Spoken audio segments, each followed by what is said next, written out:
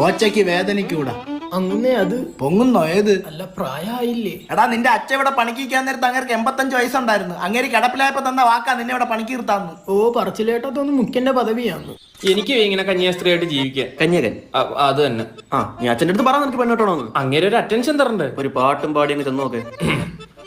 എന്റെ അപ്പക്കൊരു മരുമോൾ വേണം, എൻ്റെ ഉമ്മക്കൊരു മോള് വേണം, എനിക്കൊരു വൈഫിനെ വേണം, തരുമോ ആരേലും. എന്തർത്ഥവത്തായ വരികളല്ലേ? ഇപ്പൊ പറഞ്ഞത് ഇനി പറയല്ലേ, ഇനി മേലെ പറയല്ലേ. നിന്റെ ചോര കൊണ്ട് ഞാൻ ഇവിടെ നടനമാടുവേ. ബ്രില്യന്റ്.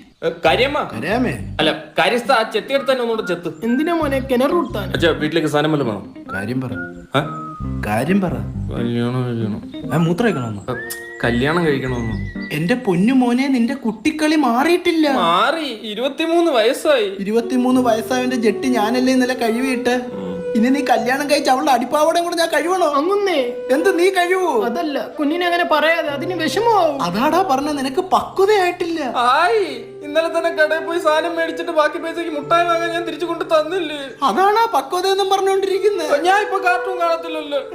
അച്ഛന്റെ പൊന്നാര, വൈകിട്ട് അച്ഛൻ ബീച്ചിൽ കൊണ്ടുപോവേ, കടലയും വാങ്ങിത്തരാം. ആ ചെല്ല്. ആ ഉണ്ടാക്കി പോവല്ലേ.